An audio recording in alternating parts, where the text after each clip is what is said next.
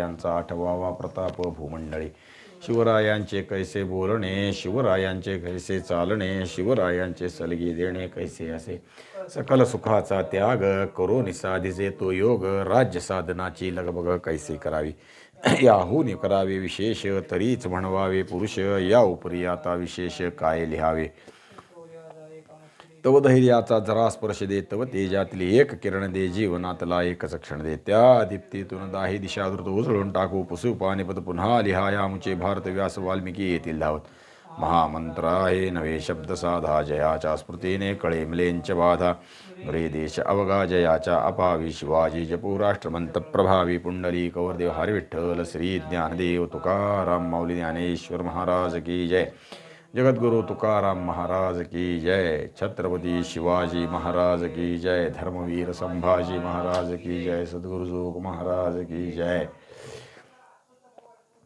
अज्ञानदास गडावर आला, आऊसाहेबांपुढे सगळ्या मानकऱ्यांपुढे स्वतः महाराजांपुढे म्हणजे महाराज बसलेले असताना त्या दरबारात त्याने पवाडा सादर केला. अफजल खानाच्या वधात सगळा पवाडा लोकांपुढं त्यानं सादर केला, महाराजांपुढं त्यांनी सादर केला. सगळ्यांना आनंद झाला. आणि मग पोवाडा झाल्यानंतर महाराजांनी सगळ्यांना मान सन्मान दिले. असा भाग आपण काल पाहत होतो. काय काय दिले मान, कोणाला कडे दिले, कोणाला चौकडे दिले, कोणाला कंठे दिले, कोणाला शिरपाव दिले, कोणाला बाजूबंद दिले, कोणाला कलगी दिली, कोणाला तुरे दिले, कोणाला घोडा दिला, कोणाला हत्ती दिली, कोणाला पालखी दिली. प्रत्येकाला काही ना काही महाराज देत राहिले. जे युद्धात गमावले त्यांच्या पत्नीची व्यवस्था केली, त्यांच्या मुलांची व्यवस्था केली. राजा किती गुणी. राजा असावा कसा, असाच. दुसरा राजा माहीत नाही आम्हाला, असाच असावा असं लोकांना वाटायला लागलं. किती कौतुक करतो, किती बुद्धिकौशल्यानं प्रत्येक परिस्थिती हाताळतो, अनेक गोष्टींचा विचार करतो. युद्धात जायबंदी झालेल्या लोकांचीही मोल ठेवतो आणि जे जिवंत आहेत त्यांनाही किंमत देतो.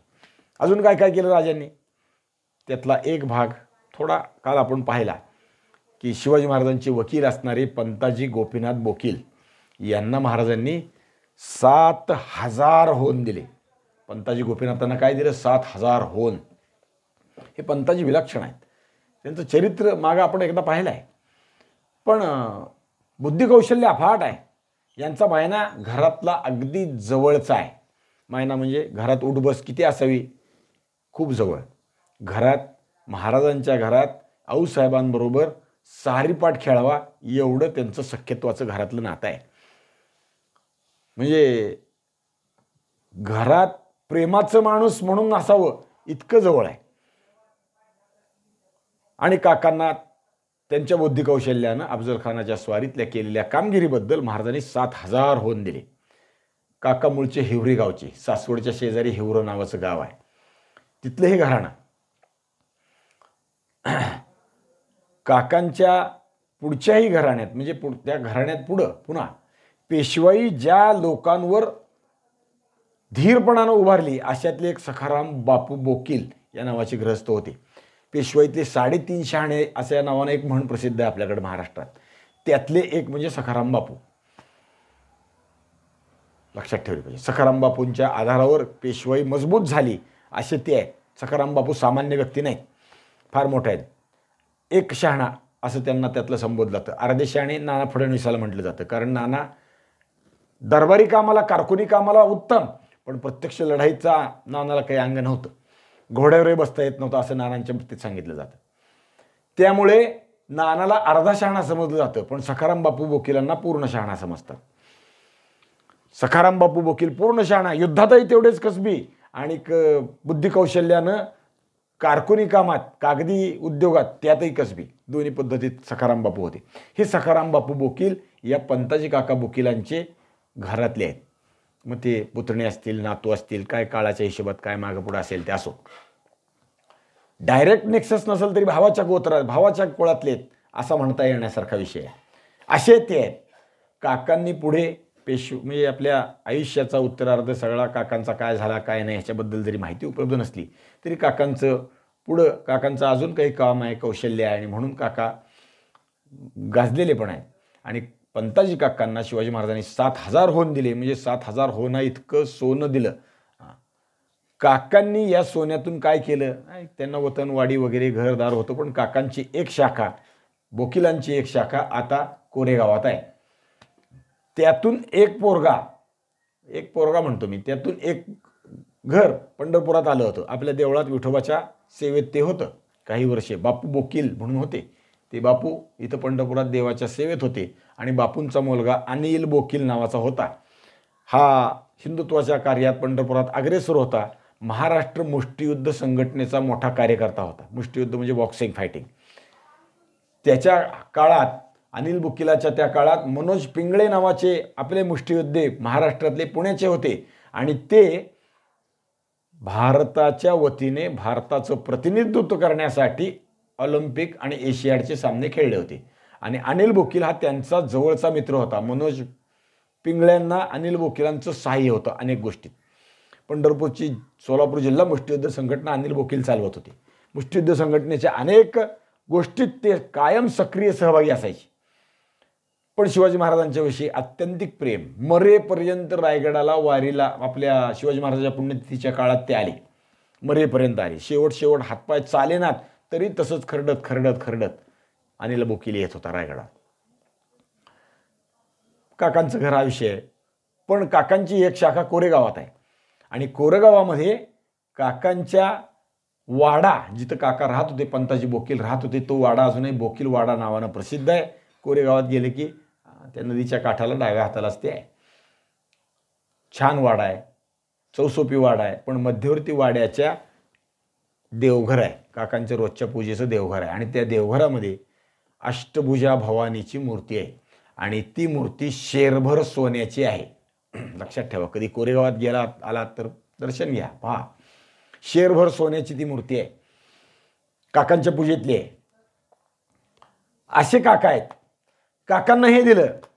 महाराजांनी इतरांनाही काय काय दिलं. कान्होजींना दिलं, मोरोपंतांना दिलं, तान्हाजीला दिलं, येसाजीला दिलं, जीवा महाल्याला दिलं, संभाजी कावजीला दिलं, बाजी सर्जेरावालाच दिलं. सगळ्या सवंगड्यांना भरपूर दिलं. काय दिलं? सोन्या चांदीत मोजलं तर ते संपून जाईल, पण त्याहून जास्त दिलं. काय दिलं? स्वतःलाच त्यांना देऊन टाकलं होतं महाराजांनी. महाभारतातल्या काही कथा आपण ऐकतो किंवा रामायणातल्या कथा ऐकतो की दान करायचं आहे, स्वतःलाच दान दिलं लोकांना.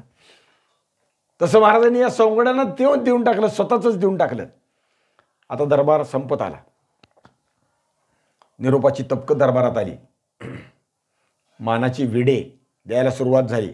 महाराजांनी तपकातली विडा सुपारी उचलली आणि कान्होजींना जवळ बोलवलं. कारण राजसभेतलं तलवारीचं मानाचं पान कुणाला द्यावं? कान्होजीला द्यावं. महाराजांनी मानाचं पान कान्होजीला दिलं. कान्होजी मानाच्या पानाचे धनी झाले. एवढे ह्याच्यापेक्षा दुसरा मान काय? ह्याच्यापेक्षा दुसरं काही नाही. जेव्हा केव्हा दरबार भरेल महाराजांचा, त्यावेळी संपताना पहिला विडा कोणाला द्यावा? जेध्यांना. जेध्यांचा मनसोबा इतका मोठा. महाराज असे आहेत. सगळेजण संतुष्ट झाले. बस, राजा असा एवढा मोठा, एवढा उदार, गर्वरहित, शूर, गरिबांचा भाऊ. सगळेजण राजांच्या लालन पालनाने सुखी झाले. आनंद भरून उरला. आता काही नको, असंच वाटायला लागलं असाच राजा असावा. शिवाजी महाराजांचं राज्य असंच चालत असा. अजूनही आपल्याला वाटतं ना, आत्ता सुद्धा वाटतं की शिवाजी महाराजांचं राज्य असावं, आपण त्या राज्याची रयत असावी. आनंद वनभुवनी, आनंद वनभुवनी, यापेक्षा दुसरं काही नको. पन्हाळ्याच्या बिकट प्रसंग पार पडला. अफजल खानाचा प्रसंग आधी पार पडला, त्यानंतर पन्हाळ्याचा बिकट प्रसंग पार पडला. त्या पन्हाळ्याच्या प्रसंगात ज्यांनी मोलाची कामगिरी केली त्यांचाही मान करायचं महाराजांनी ठरवलंय. गजापूरच्या खिंडीत बाजीप्रभूंनी आणि हिरडस मावळातल्या बांदल देशमुखांनी फार मानाची किंवा शर्तेची तलवार केली, झुंज केली, कडक केली, पराक्रम गाजवला. त्रिभुवनात कीर्ती गाजावी असा पराक्रम गाजवला. या मावळ्यांचे पुढारी कोण होते? बांदल देशमुख. बांदल देशमुखाचे लोक हे ना, त्यांचे मुख्य कर्ते कोण? बांदल देशमुख. महाराजांच्या मनात आलं की तलवारीचं हे मानाचं पान बांदल देशमुखांना पहिल्यांदा द्यावं. पण महाराज एकदम तसं वाटले नाहीत, बोलले नाहीत. हिरडोशी मावळातल्या सगळ्या मावळांचा त्यामुळे सन्मान होईल, त्यांनी केलेल्या पराक्रमाची त्यामुळं खरोखर पूजा होईल, पहिला मानाचा विडा देणं,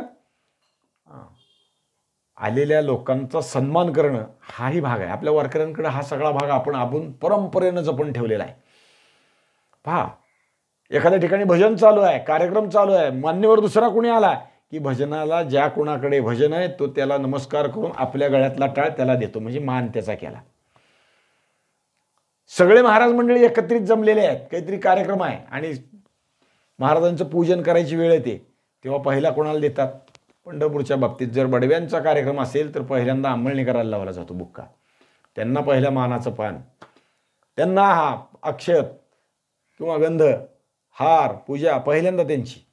आणि इतर ठिकाणी जेव्हा असेल तेव्हा सगळे बसले की पहिल्यांदा बडव्यांना, कारण देवाचे प्रतिनिधी समजतात. आपल्याकडे या पद्धती आपण अजून जतन करून ठेवलेल्या आहेत, बाकी ठिकाणच्या सगळीकडच्या बुडून गेल्या. महाराजांनी आता हिरडस मावळातल्या म्हणजे मावळ्यांचा सन्मान करायचा, हिरडोशीच्या मावळ्यांचा सन्मान होईल असं महाराजांना वाटलं. आणि महाराजांनी एकदा कान्होजीला म्हणजे पहिलं पान दिलेलं आहे, त्यांना ते बदलता येणार नाही, पण कान्होजी काय म्हणतील, त्यांना राग येईल काय असं वाटलं नाही. एकदा बोलता बोलता महाराज थोडं स्वस्थता आहे असं वाटली. म्हणजे ह्याच दरबार संपल्यानंतर काही दिवसांचा विषय आहे, दरबारातच बोलले असं नाही, नंतर काही दिवशी बोलले. कान्होजी महाराज दोघंच आहेत. आणि बोलता बोलता महाराज म्हणाले, योग्य वेळ पाहिली महाराजांनी. एके दिवशी झुंजाविषयी बोलताना बोलले, नाही, बाजीप्रभू देशपांडे पडले, बांदलांच्या लोकांनी युद्धाची शर्त केली. नाईक लगेच बोलले, ते लोक तैसेच आहेत, युद्धाची शर्त करणारे लोक आहेत, साधे लोक नाही आहेत, ते पण कौतुक करण्यास पात्र आहेत. मोकळ्या कौतुकानं मला नाईक बोलले. असं कौतुक करण्यासाठी सुद्धा हृदय मोठं असावं लागतं. लोकांचं कौतुक करायलाही आता लोकांना भीती वाटते, नको वाटतं. भीती वाटते म्हणण्यापेक्षा नको वाटतं. का करावं लोकांचं कौतुक असं वाटतं, आपल्यापेक्षा त्याचा सन्मान होईल असं वाटतं, लोक त्याची वाहवा करतील असं वाटतं. नाईक अशा बारक्या अंतःकरणाचे नाहीत, हलक्या अंतःकरणाचे नाहीत, मोठ्या दिलाचे आहेत. त्यांनी कौतुक केले. ते लोक तैसेच आहेत, ती योद्धे आहेत, शूरवीर आहेत, प्रयत्नाची पराकाष्ठा करणारे आहेत, स्वराज्यासाठी ते झटतील, इथून पुढेही झटतील, आत्ता झटले तसेच ते आहेत. असं नायकांनी त्यांचं एका शक्ती लोक तैसेच आहे ती असं कौतुक केलं. यावर महाराज लगेच बोलले. काय बोलले? अफजल खान मारला ते समयी तलवारीचं पान अगोदर तुम्हाच दिलं, ते बांधलाच अगोदर द्यावं, यावर तुम्ही घ्यावं. म्हणजे पहिल्यांदा बांधलाला द्यावं मग तुम्ही घ्यावं. ऐशी गोष्ट माझ्या मनात आहे, आपण मान्य करा. कान्होजी खरोखर मोठ्या मनाचे, नुसतं कौतुक केलं एवढ्यावर थांबले नाहीत. कौतुकाचं मानाचं पान बांधला न देण्यात तलवारीचा मान आहे हे कान्होजीनं जाणलेलं आहे. आणि त्याने मोठ्यापणानं सांगितलं, रजामंदी आहे, आम्ही तयार आहोत.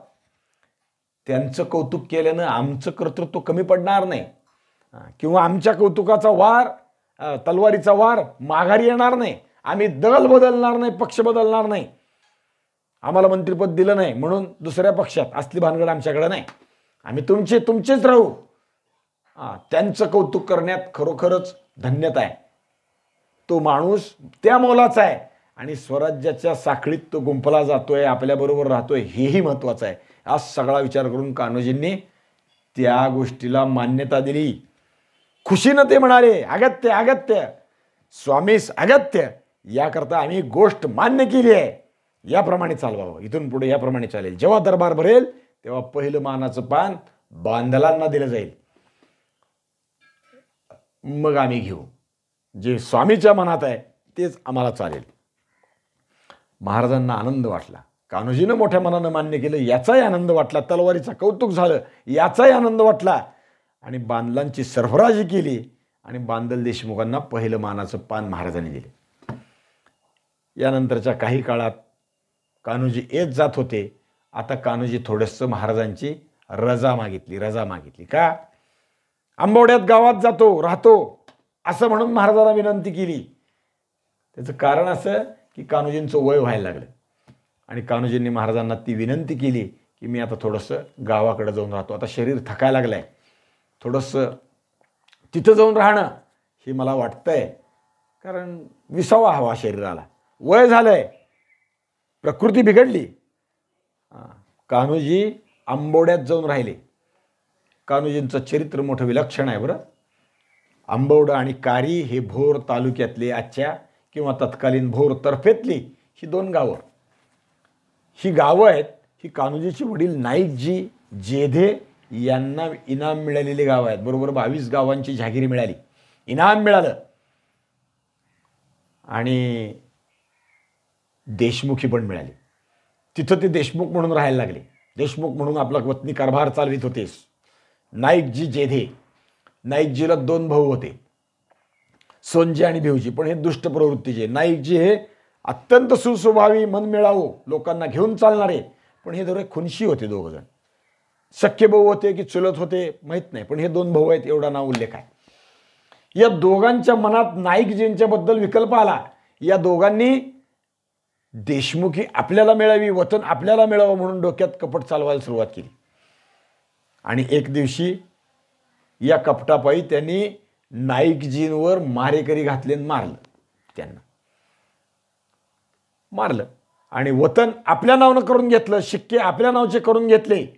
शिक्के कट्यार देशमुखची घरात चालवायला सुरुवात केली या दोघांनी मिळून. निजामशाहीकडून सनदा आणल्या. बांदल देशमुख हे निजामशहाच्या काळातला आहे. बांदल नाही, जेधे देशमुख हे निजामशाहीच्या काळातले आहेत. निजामशाहीकडून सनदा आणल्या आणि कागदपत्र करायला सुरुवात झाली, देशमुखी करायला सुरुवात झाली. यावेळी नाईकजीची पत्नी अणसव्वा ही गर्भार होती. ती नाईकजीची ही जी बायको आहे ही मांढरदेवीच्या मांढऱ्यांची कन्या. मांढरदेवी देवस्थान आहे माहिती आहे आपल्याला, त्याला काळूबाईचं देवस्थान म्हणतात. सातारा जिल्ह्यात आहे, वाईच्या जवळ आहे. तिथल्या मांढऱ्यांची ही कन्या. हिनं आपल्या नवऱ्याचं दुःख गिळालं आणि उठली आणि रोहिडा उर्फ विचित्रगड त्याच्या किल्लेदाराकडे गेली आणि त्याला म्हणली की असं असं झालेलं आहे, मला हे लोक त्रास देतील, माझं संरक्षण व्हावं. त्यानं विनंती मान्य केली आणि काही लोक जमाव तिच्याकडे पाठवला, तिच्या संरक्षणासाठी पाठवला. आणि ती गर्वर्षी आहे याची बातमी या दोघाला लागली, भिवजीला आणि सोनजीला. आणि या दोघांनी ती गर्वर्षी तिच्या पोटी जर पुत्र झाला तर आता आपल्या वतनावर ओरावर येईल. आणि अशा विषयाने चिंतन करायला सुरुवात केली आणि तिच्यावर मारेकरी घालून तिलाही मारायचा विचार केला. तोपर्यंत हिला पोरगा झाला. पोराचं नाव कान्होजी ठेवलं अणसव्वाला. म्हणजे नाईकजी जेधेला पोरगा झाला त्याचं नाव कान्होजी ठेवलं. आणि लहान पोराला 2-5 वर्षाचा होईपर्यंत ती संगोपन चालू असताना याने एक दिवशी घातानं घरात मारेकरी घातले. त्यावेळी त्यांच्याकडे कामाला असणारा, नाईकजीकडे कामाला असणारा देवजी महाला, यानं ते सगळं गांभीर्य ओळखलं. आपल्या घरात आता मारेकरी घातलेत ओळखलं. आपली बायकोन आपलं लेकरू त्या अणसव्वाच्या जागी झोपवलं आणि त्या लेकराला अणसव्वा घेऊन तो गायब झाला, पळाला. बघा त्याचं धारिष्ट्य कसं आहे. नाईकजीच्या घरातला कामगार देवा महाला आपली बायको आणि आपलं पोरगं मृत्यूत त्यानं घातलं आणि मालकाचं पोरगं वाचवलं आणि मालकाची बायको वाचवली, मालकीण वाचवली, उद्याचा मालक वाचवला. आणि तो तिथून बाहेर पडला, तो जंगलात गेला, या मांढऱ्यांच्या घरी गेला. पोरगी आपल्या घरात आली, अणसव्वा घरात आली, मांढऱ्याला विनंती केली की आम्हाला सांभाळा, आमची भावकी आमच्या मुळावर उठली आहे, आम्हाला सांभाळा. मांढऱ्यांना त्यांची भीती होती, दहशत होती, ही उद्या आपल्यालाही मारून टाकतील म्हणून मांढऱ्यांनी त्यांना सांभाळायचं नाकबूल केलं. कान्होजीला लहानपणी सांभाळलं नाही. निरुपायानं देवजी महाला एका धनगराच्या तांड्यात फिरत फिरत हिंडायला लागला. जंगलातून धनगर फिरतात आपले खांडवे घेऊन मेंढरांचे, त्यांच्याबरोबर फिरत राहायला लागला. त्यातल्या धनगराच्या प्रमुखाने पाहिलं की हा पोरगा बारका आहे आणि हा मनुष्य मोठा आहे, देवजी महाला मोठा आहे, वयानं बारका असला तरी हा रोज जेवण करीत असताना या पोराला आधी जेवायला घालतोय आणि आपला घास खाण्यापूर्वी त्या पोराच्या पाया पडतो आणि आपण खातो. हे काहीतरी वेगळं आहे, हे सामान्य नाही, काहीतरी वेगळं प्रकरण आहे. धनगराला ते लक्षात आलं, तांड्याच्या प्रमुखाला. आणि त्यानं ती बातमी बोलत बोलत बाजी पासलकर या भागातलं मान्यवर व्यक्ती आहेत त्यांच्यापर्यंत ती गेली. आणि बाजीने ती ऐकलं आणि बाजीला कुतूहल वाटलं, त्यांनी बोलवून घेतलं त्या पोराला आणि त्या देवजी महाल्याला. काय खरं काय आहे सांग, काय आहे? आणि देवजीनं सगळं खरं सांगितलं. हे पोरगं नाईकजी जेध्यांचं आहे, जेध्यांचा वारस आहे, हा देशमुखीचा मालक आहे, मी त्यांच्या घरचा नोकर आहे. पण या सोनजीन भिवजीने यांच्यावर मारेकरी घातले, यांच्या बापाला मारलं, आईलाही मारण्याचा प्रयत्न केला आणि सव्वा दुर्दैवानं पुढे गेली. माहीत नाही मला काय झालं, पण मी वाचवलं यांना. मी असं घेतलं आणि मालक म्हणून मी यांचा सांगोपान सांभाळ करतोय आणि म्हणून मी त्यांच्या पाया पडतो. आणि बाजीने सगळं ओळखलं आणि बाजीने त्या दोघाला आपल्याकडे ठेवून घेतलं. कान्होजीला घरात ठेवून घेतलं. बाजींना मुलगा नव्हता, बाजी पासलकरांना मुलगा नव्हता. कान्होजीला घरात ठेवून घेतलं, सगळं शिक्षण दिलं. कान्होजी हळूहळू मोठे झाले, आपलं संरक्षण दिलं. कान्होजी हळूहळू मोठे झाले. बाजींनी त्यांना सगळं शिक्षण दिलं, युद्धतंत्राचंही शिक्षण दिलं, राजकारणाचं शिक्षण दिलं, देशमुखीचं शिक्षण दिलं. यांना 2 मुली होत्या बाजींना, बाजी पासलकरांना. त्यातली एक मुलगी सावित्री या कान्होजीला दिली, त्याला जावाई करून घेतला.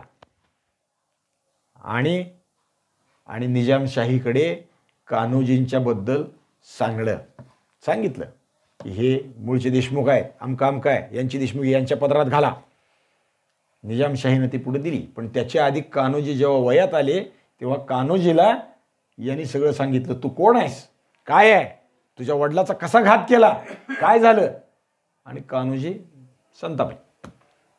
आपले माणसं बाजींची बरोबर घेतली आणि कान्होजीने आणि भिवजी आणि सोनजी या दोघाला बोचेघळीच्या खिंडीत गाठलं आणि मारलं. बापाला मारल्याचा सूड कान्होजीने असा घेतला. पुढे देशमुखी बाजींच्या मध्यस्थीने कान्होजीला मिळाली. कान्होजी निजामशाहीत आहेत, मलिक अंबर बरोबर काम करतात. यावेळी देशमुखी तर आहेच आहे, पण देशमुखीत अजून वतनात वाढ झाली. मलिक अंबरने कान्होजींना अनेक गोष्टीत बरोबर ठेवलं. रणदुल्ला खान नावाचा एक सरदार आहे निजामशाहीतला, त्याच्याबरोबर एक पुढे ठेवले. रणदुल्ला खान हा पुढे आदिलशाहीत आला, पुढचा भाग आहे पुन्हा. पण सुरुवातीला मलिक अंबरकडे कान्होजी जैदी राहिले. मलिक अंबरकडे राहत असताना शहाजीराजांचा आणि यांचा संपर्क आला. शहाजीराजांनी निजामशाही वाचवण्याचा जो प्रयत्न केला त्यात कान्होजी शहाजीराजांच्या संपर्कात आले. मलिक अंबरच्या बरोबर असताना केंजळा नावाचा किल्ला शिड्या लावून म्हणजे माळा लावून दोर लावून रात्रीच्या वेळी कान्होजीने निजामशहाला जिंकून दिला. शहाजीराजांच्या बरोबर कान्होजींनी थोडंसं काम केलं. पुढच्या तहात शहाजीराजांना सगळं सोडून द्यावं लागलं, निजामशाही सोडून द्यावी लागली आणि आदिलशाहीत आले. तेव्हा रणदुल्ला खानाच्या बरोबर शहाजीराजे युद्धात कार्यरत राहिले. आणि या रणदुल्ला खानाच्या दिमतीला असलेले कान्होजी नाईक एक दिवशी वेळ पाहून शहाजीराजाला म्हणाले की मला तुमच्याकडे घ्या, खानाजवळून आम्हास आपणाकडे मागून घ्यावे, आपण चाकरीस चुकणार नाही, खानापेक्षा तुमची चाकरी बरी. म्हणून रणदुल्ला खानाकडून शहाजीराजांना मागणी करा म्हणून कान्होजीने सांगितलं आणि शहाजीराजांनी मागून घेतलं. रणदुल्ला खानालाही मोठ्या मनाने, त्यांचं शहाजीराजावर प्रेम होतं, मोठ्या मनाने शहाजीराजांना कान्होजींना सुपूर्त केलं. कान्होजी आले. कान्होजी शहाजीराजांच्या बरोबर आले, ते शहाजीराजांचेच झाले. खरं तर ती आला संपर्क त्यावेळेसच प्रेमात पडले, बरोबर आले. आणि कान्होजी जेव्हा शहाजीराजांना मुस्तफा खानाने कैद केली, तारीख 25/7/1648 शहाजीराजांवर घात घातला बाजी घोरपडे मुस्तफा खान, त्यावेळेस शहाजीराजांना कैद झाल्यावर जे शहाजीराजांचे लोक आहेत ते पकडले, त्यात कान्होजींना पकडलं. सखोजी लोकरे, दादोजी लोकरे हे अजून 2 आहेत, त्यांनाही पकडलं आणि सगळे तुरुंगात टाकले. शहाजीराजे सुटले पुढं 49ला मे महिन्यात. आणि सुटल्यानंतर शहाजीराजांनी कान्होजीला एकांतात बोलवलं आणि सांगितलं, नाही, मावळ प्रांती तुम्ही वतनदार आहात, जबरदस्त आहात, साधा माणूस नाहीत. राजश्री शिवाजीराजे आता पुण्यात पाठवले आहेत, ते जमेत त्याकडे जमेतीनशी तुम्हास पाठवतो, तुमच्याबरोबर लोक जे आहेत त्याच्या सगळं तुम्ही तिकडे जा, तिथे इमाने सेवा करावी. तुमचं काम आता इथे नाही, माझ्यापाशी राहाल तर नाही, इथून जा शिवाजीराजांकडे जा, त्यांची सेवा करणं म्हणजे माझीच आहे. कारण शिवाजीराजांचं जे काम आहे ते शहाजीराजांच्या नियोजनाप्रमाणे चाललेलं आहे, त्यांनी दिलेला आदर्श आहे तसं चाललेलं आहे. तुम्ही तिकडं जा, तिकडं लोकांची गरज आहे, अनेक अर्थाने लोकांची गरज आहे, तिकडं माणसं जास्तीत जास्त हवं आहे, लष्कर उभं करतायत त्यात गरज आहे. आणि त्याहून दुसरी गरज आहे ती तुम्ही मावळातले जबरदस्त देशमुख आहात, तुमचं मावळच्या भागातलं असणारं वजन मोठा आहे. सगळे देशमुख तुमच्या शब्दाला मान देतात. ते बाजींच्या शब्दाला देत होते ते तुम्हाला देतात आता, कारण बाजी पडले. बाजीन इतकीच किंमत तुम्हाला आहे, किंबहुना जास्त आहे. 2 देशमुखीची भांडणं तुम्ही सोडवता, असा तुमचा तिथला वकूब आहे, म्हणून तुम्ही तिथं जा. काल कला तरी जीवावरी श्रम करून त्यापुढे खस्ता व्हावे. तुम्ही घरोबियाचे मायेचे लोक आहात. शहाजीराजे सांगतात, तुम्ही घरातले लोक आहेत, मायेचे लोक आहेत. काळ आला तर खस्त व्हा, पण शिवाजीराजाचं रक्षण करा. तुमचा भरोसा घेऊन तुम्हाला रवाना करतो. इमाने वर्तावे. अवघे मावळचे देशमुख देखील शिवाजीराजाच्या आज्ञेत राहतील ऐसे करावे. जबरदस्तीने राहावे. शहाजीराजे पुढचा किती विचार करतात. एखादी मोगलाई फौज किंवा आदिलशाही फौज आली तरी आपण त्यास इमान राखावा आणि लढाई करावी. कुणास इमान राखावा? शिवाजीराजाच्या बरोबर राहा. पुढचं भविष्य पाहतात. आदिलशाही फौज येईल, मोगलाची फौज येईल, किंमत ठेवू नका. त्याच्याबरोबर युद्ध करायची पाळी आली तर युद्ध करा.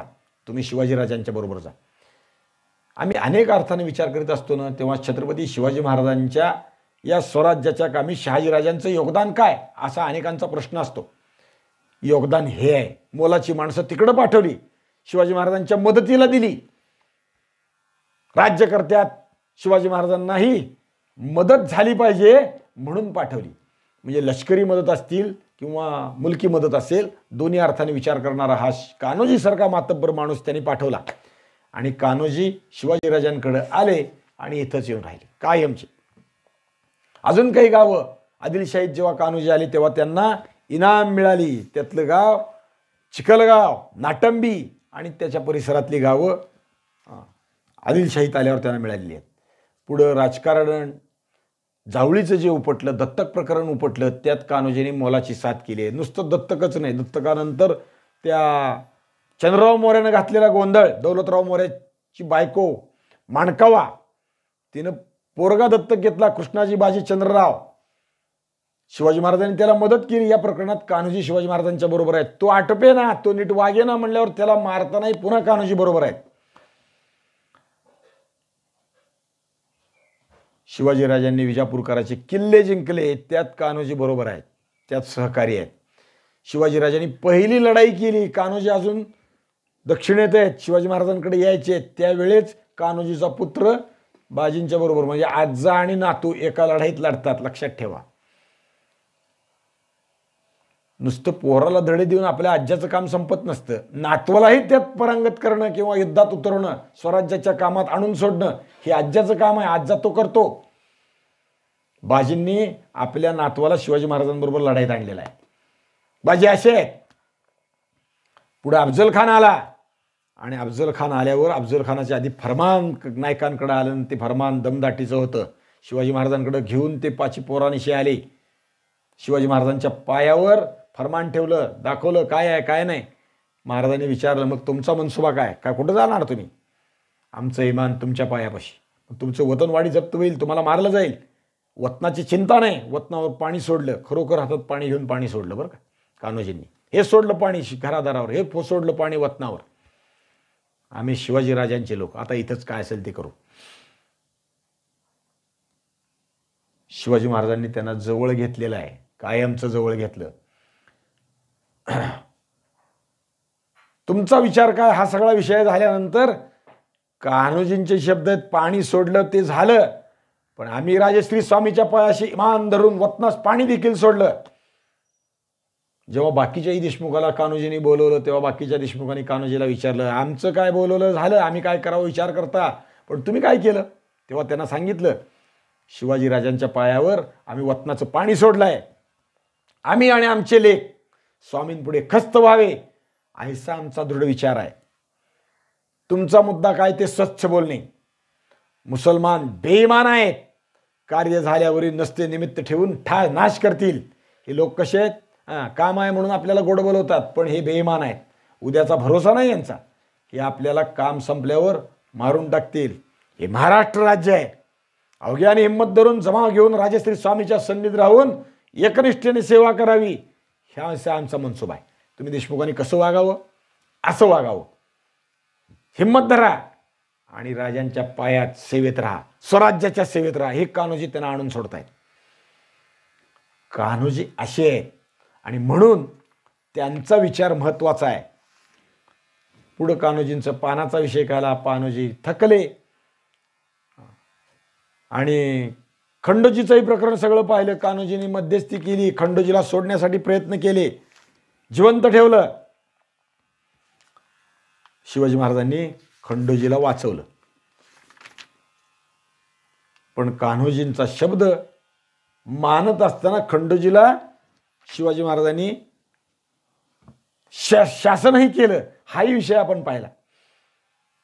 शिवाजी महाराज जेव्हा अफजल खानाच्या भेटीला चालले तेव्हा कान्होजीला त्यांनी सांगितलेलं आहे, म्हणजे कान्होजीवर विश्वास किती आहे तो भाग महत्त्वाचा आहे. करिण्यात म्हणजे जेधे करिना, जेधे घराण्याचा इतिहास लिहिलेलं जे पुस्तक आहे त्यात लिहिलेलं आहे, राजश्री स्वामी किल्ल्यावर गेले तेव्हा कान्होजी नाईक यांना किल्ल्यावर बोलवले, प्रतापगडावर बोलवलं आणि अंतस्थ विचार केला की तुमचा भरोसा सर्व विषयी आहे, तुमच्याविषयी आम्हाला खात्री आहे, भरोसा सगळ्या विषया नाही, युद्धात पण खात्री आहे, तुम्ही घरोब्यातले लोक आहात, तुम्ही निष्ठावंत लोक आहात, तुमच्याबद्दल संशय नाही, वरकडचा इतबार वाटत नाही, इतर लोकांबद्दल काही सांगू शकत नाही.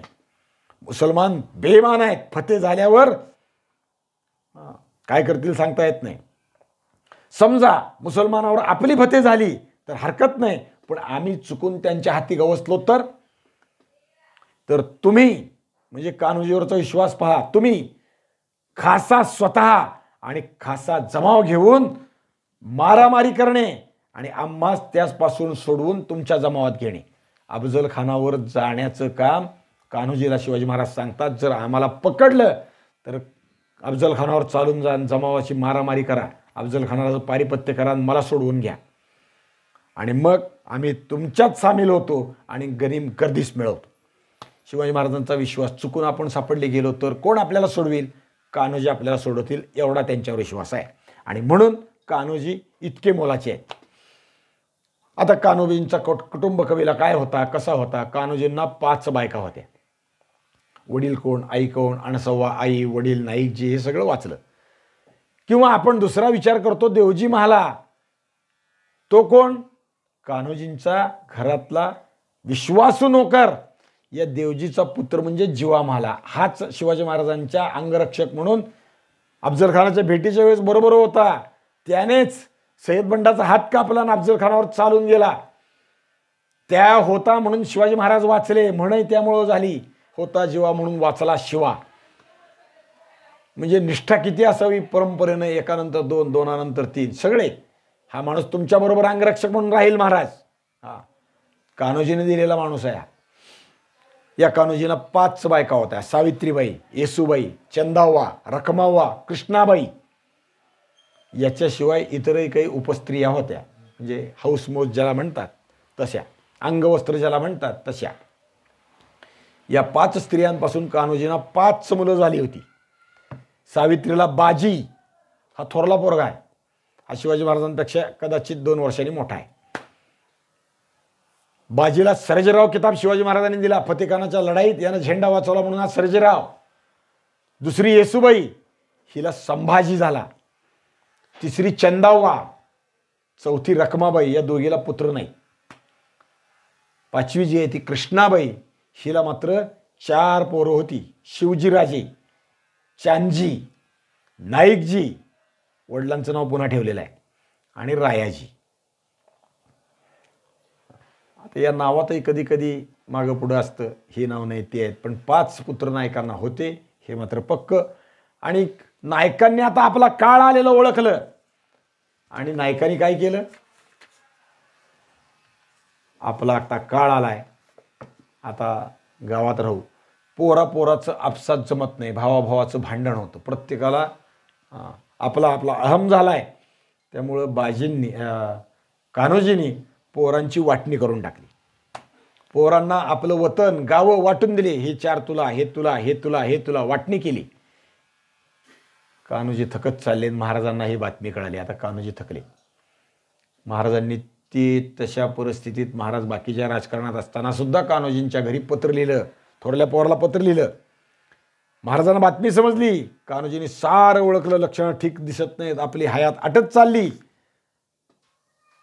महाराजांनी त्यांना पत्र लिहिलं. निर्वानिर्वीचं हे पत्र होतं. महाराजांनी आधी कान्होजींनी म्हणजे रोहिड खोऱ्यातून आता मी चाललो आहे, माझं काही खरं नाही म्हणून महाराजाला पत्र लिहिलं. निर्वानिर्व करायला सुरुवात केली. जशी पोराची वाटणी केली तसं महाराजांना म्हणले आता माझी पोरं तुम्ही सांभाळा. कान्होजी महाराजांवर विश्वास किती आहे, आता माझ्या पोरांचा सांभाळ तुम्ही करा.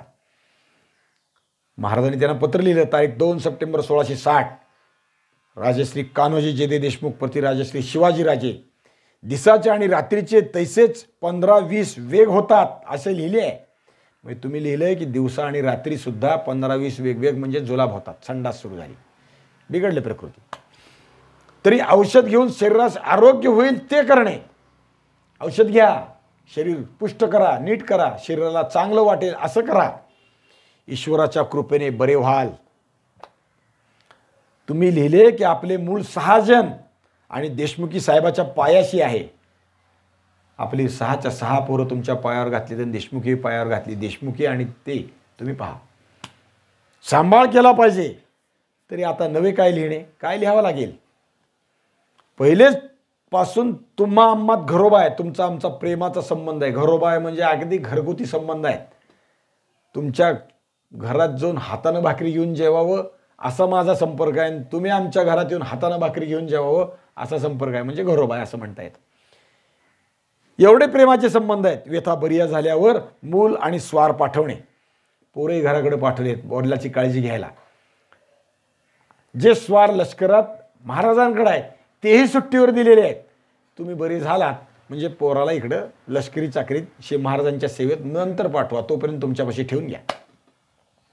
व्यथा बरी होय तोवरी आपणाजवळ असू द्यावे. व्यथा बरी होय ते करणे. जे त्रास आहे, जे आजार आहे, तो बरा होण्यासाठी जे करायचं आहे ते करा. कान्होजी नायकांना शिवाजी महाराज सांगतात. व्यथा मात्र बरी झाली नाही, घटका भरत आली, व्यथा वाढत गेली आणि कान्होजींनी डोळे मिटले. 1660चा समाप्ती. 1660ला शिवाजी महाराज निष्ठून पन्हाळ्यावरून आले ना, जुलै महिन्यात. अवघ्या काही दिवसात नंतर डिसेंबर असेल, नोव्हेंबर असेल, केव्हा गेले याचं तारीख नाही उपलब्ध. तारीख म्हणजे तिथी आहे नाही, अंदाजानं काढू शकतो. 1660 नंतर कान्होजींचं काही सापडत नाही. कान्होजी गेले. आंबोड्या त्यांची समाधी आहे. कान्होजींच्या म्हणजे समाधीच्या शेजारी त्यांचा जो एकनिष्ठ सेवक आहे, शिवाजी महाराजांचा जो अंगरक्षक आहे जीवा महाले, त्याची ही समाधी त्याच्या शेजारी आहे. महाराजांच्या दौलतीचं मोठं मोठं नुकसान झालं. वडिलकीचं एक थोर छत्र गेलं. पण काळापुढं कुणाचं काही चालत नाही एवढंच खरं. कान्होजी कसे होते? महाभारतातल्या भीष्मासारखे होते. कान्होजी कसे होते? जसं शौर्य, साहस, पराक्रम, राजनीती, कूटनीती, रणनीती आदी गुणात भीष्म, तसे कान्होजी होते. युद्धात कसे आहेत आपण पाहिले, निष्ठेत कसे आहेत आपण पाहिलं, साहसात कसे आहेत, पराक्रमात कसे आहेत, सगळं पाहिलं. कान्होजी तसे आहेत. जसा महाभारतातला भीष्म तसेच कान्होजी. श्रेष्ठ होते, ज्येष्ठ होते, वयस्कर होते. आदिलशाही फरमानानं डळमळीत झालेले लोक, इतर देशमुख घाबरून गेले. कान्होजी डळमळीत झाले नाही, अचल राहिले, दृढ राहिले स्वराज्याच्या सेवेत. कसे? भीष्मासारखे. भीष्माने प्रतिज्ञा घेतली होती वडिलासाठी की मी सत्यव्रत, म्हणजे वडिलांसाठी प्रतिज्ञा घेतो की मी लग्न करणार नाही. का? तर माझा पुत्र पुन्हा सिंहासनाच्या आशेनं काही करत राहील. मी सिंहासनाशी, म्हणजे इंद्रप्रस्थ असेल त्यावेळेसचं काय आपण म्हणू ते, त्याच्याशी प्रामाणिक राहीन. मी कधीही सिंहासनाची आशा करणार नाही. मी भीष्म म्हणून ती प्रतिज्ञा करतो, किंवा ती प्रतिज्ञा केली, देवव्रत नाव आहे, ती खडतर प्रतिज्ञा केली म्हणूनच नाव भीष्म पडलं. तशी कान्होजीने प्रतिज्ञा केली, स्वराज्याच्या सेवेत खस्त होऊन पडेन. वतन महाराजांच्या, त्याने स्वतःचं राज्य सोडलं ना. भीष्मानं राज्य सोडून दिलं, पाणी सोडलं. तसं या भीष्माने शिवाजी महाराजांच्या पायावर पाणी सोडलं वतनासाठी. स्वराज्यासाठी वतनाचं पाणी सोडलं. वतनासाठी अडकून नाही राहिले भीष्म. भीष्माचार्यासारखं मोल शिवभारतात या कान्होजींचा आहे. शहाजीराजांना त्यांनी शब्द दिला, शिवाजी महाराजांच्या मत्तीला जाऊन राहतो, स्वराज्याच्या कामी मी गुंफला जातो. तो आयुष्यभर पाळला, मरेपर्यंत पाळला, त्यात अंतर दिलं नाही. अत्यंत प्रतिकूल परिस्थिती असतानाही निष्ठेचा तोल त्याने ढळू दिला नाही. निष्ठेने अभंग राहिलेली अशी माणसं आहेत, म्हणूनच हिंदवी स्वराज्य उभं राहत आहे. आणि त्यातला हा निष्ठावंत काळाच्या पडद्याआड गेला. इसवी सन 1660 शेवट. कान्होजी असे आहेत, त्यांचं मोल इतकं मोलाचं आहे. आता पावसाळा संपला आणि महाराज पुढच्या मोहिमांच्या विषयाने विचार करायला लागले. पुढचा विचार करायला लागले. चाकण, नवरात्र संपलं आणि शाहिस्तेखान चाकणवरून उठून पुण्यात आला. आता महाराजांचं नवरात्र संपलं की शिलंगण झालं, दसरा झाला की पुढच्या मोहिमांची कार्यवाही सुरू होते. काय करायचं? महाराजांनी एक खडा टाकायचा पाहायला प्रयत्न करायचं ठरवलं. शाहिस्तेखानासाठी महाराजांच्या डोक्यात वेगळा व्यूह सुरू झाला. काय करावं? प्रयत्न करून पाहावा. एक माणूस शाहिस्तेखानाकडे पाठवा आणि वाटाघाटी करता येतात का पाहू, तह करू, चर्चा करू. कोणत्या मुद्द्यावर वाटाघाटी करायच्या? जो खान संबंध शिवशाहीला गिळून टाकायला आलाय, शिवाजीराजाच्या स्वराज्याला गिळून टाकायला आलाय, त्याच्याशी वाटाघाटी. होय वाटाघाटी. आणि त्यासाठी महाराजांनी आपल्या पदरी असलेले अत्यंत वृद्ध, विद्वान, हुशार, निष्ठावान, प्रसंगी आपल्यालाही दटावणारे आहेत असे सोनोपंत डबीर यांना बोलवलं आणि त्यांना पुण्याला पाठवलं. जा, खानाशी बोलून या. काय बोलायला पाठवलं इतिहासात माहीत नाही. काय बोलले पंत माहीत नाही. पण पंत गेले, वाटाघाटी गुप्त पद्धतीनं झाल्या. पंत गेले, भेटले आणि निघून आले. यातून निष्पन्न मात्र काहीही झालं नाही. महाराजांचा शाहिस्तेखानाच्या विषयानं सुरू झालेला हा पहिला डाव. आता शाहिस्तेखानाच्या विषयानं महाराज विचार करतात, काय करावं? सोनोपंत गेले आणि राजगडावर परत आले. ऑक्टोबर 1660. पावसाळा संपला आणि शाहिस्तेखानाच्या हालचालीला प्रारंभ झाला. आदिलशाहीच्या ताब्यातला एक मोठा किल्ला होता परंडा. तो परंडा जिंकवण्याच्या आशेनं खानाने आपलं सैन्य तिकडं सोडलं. फासे फेकायला सुरुवात केली. शिकार मिळाली. खानाच्या छावणीतला एक शूर सरदार कारतलब खान उझबेक याला त्याने सांगितलं, परंड्याचा किल्ला घ्या. किल्ल्यात घालिब नावाचा एक शूर किल्लेदार राहत होता. आदिलशाही किल्लेदार आहे हा. सरळ कारतलब खान निघाला आणि याने काय केलं? घालिबनं मोगलांची मनसब पत्करली. किल्ला माझ्या ताब्यात ठेवा, आदिलशाहीच्या ऐवजी तुमचा, पण किल्लेदार मी पाहिजे. विजापूरच्या आदिलशाहीच्या पोटात धस्स झालं. आपण शिवाजीराजाचं पारिपत्य करायला निघालो खरं. शिवाजीराजांवर फौज सोडली सिद्धी जोहरची आणि फौजेला आपल्याला मदत मिळावी म्हणून औरंगजेबाला पत्र लिहिलं. त्याच्याकडून इतर फौज बोलवली, आपल्याला कुमक द्या म्हणून सांगितलं. ठीक आहे, औरंगजेबानं आपल्याला मदत नाही केली, पण शिवाजीला बुडवायला एकच झाला. त्यानं त्याचं सैन्य पाठवलं, शाहिस्तेखान पाठवला. आपल्याला नाही मदत केली, अपरोक्ष आपल्याला मदतच केली शिवाजीराजांचा स्वराज्य बुडवण्यासाठी. पण आता हा शाहिस्तेखान आपलेच किल्ले घ्यायला लागला, म्हणजे आपणच बोलवलं ना आपलंच सगळं संपवायला लागला. त्यामुळं आदिलशाही घाबरायला लागली, धस्त झालं. भोसल्यांच्या नायनाटाला औरंगजेबाकडून माणसं बोलवली, पण आता औरंगजेब आपल्यालाच गिळंकृत करायला लागला. स्वतःच्या मुत्सद्देगिरीत चूक झाली असं आदिलशाहाला वाटायला लागलं. यावेळी महाराजांच्या मनात एक दुसरा विचार आला. कुलदेवता तुळजाभवानी, तुळजापूरची निवासिनी, पण हिच्या दर्शनाला जाता येत नाही. मुलूक परक्यांचा, वारंवार दर्शन घ्यायची इच्छा होते पण जाता येत नाही. दूर अंतर आहे, मुलूकही लोकांचा आहे. राजकारणात हे घडणंही शक्य नाही. मग काय करावा? महाराजांच्या डोक्यात कल्पना आली. प्रतापगड या युद्धाच्या प्रसंगी या आई भवानीनं आपल्याला यश मिळवून दिलं, तेव्हा जगदंबेची अतिशय देखणी उत्तम यथाशास्त्र मूर्ती करून तिची प्रतापगडावर स्थापना करावी. यश तिनं दिलं म्हणून तिची स्थापना करावी. लोकांना असं वाटतं की प्रतापगडावर आधीपासून भवानी होती, म्हणजे शिवाजी महाराज अफजलखानाच्या भेटीला गेला त्या आधी नाही, त्याच्या आधी प्रतापगडावर भवानीचं मंदिर नव्हतं. हे महाराजांनी आता 1660 मध्ये साधारण डोक्यात आलं आणि महाराजांनी त्या विषयानं विचार केला. बांधकामाला सुरुवात तयार केली. गडावरचा प्राकार, देवळाचा प्राकार, गाभारा, सभामंडप, सिंहासन, समारंभ करावे त्यासाठी जागा, होम हवनाची जागा, यासाठी विस्तीर्ण जागा पाहिली आणि मंदिराचं बांधकाम सुरू केलं. संकल्प केला आणि मूर्ती घडवून आणण्यासाठी गंडकीची शिला उत्तम, नेपाळमध्ये गंडकी नावाची नदी आहे, त्यातली शिला सगळ्यात उत्तम, त्यातला पाषाण अत्यंत उत्तम. त्रिशूल गंडकी तिला म्हणतात. त्रिशूल गंडकी 3 नद्या आहेत त्या, त्रिशूल गंडकी म्हणतात. श्वेतगंडकी, गंडकी आणि कृष्णगंडकी अशी काही नाव आहेत तिची. ती तिन्ही ज्या ठिकाणी एकत्र येतात त्यातला तो पाषाण आहे तो उत्तम आहे, तिथून पाषाण आणावा. आणि म्हणून महाराजांनी आपल्या पदरचा एक माणूस, काय नाव, मंबाजी नाईक गोमाजी पानसरे यांना नेपाळला रवाना केलं. त्रिशूळ गंडकीतून उत्तम शिळा आणण्यासाठी ते निघाले, नेपाळला निघाले. अनुकूलता सिद्ध केली. नेपाळच्या राजाशी त्यांनी संपर्क केला, दक्षिणेत असा असा शिवाजी राजा आहे आणि त्यांना इथली शिला पाहिजे. राजांनी मदत केली, माणसं पाठवली, ती शिला पाठवून दिली. नेपाळचे राजे आता हे निघाले. पुढचा भाग पुढं खूप आहे. ते गेले, आणली.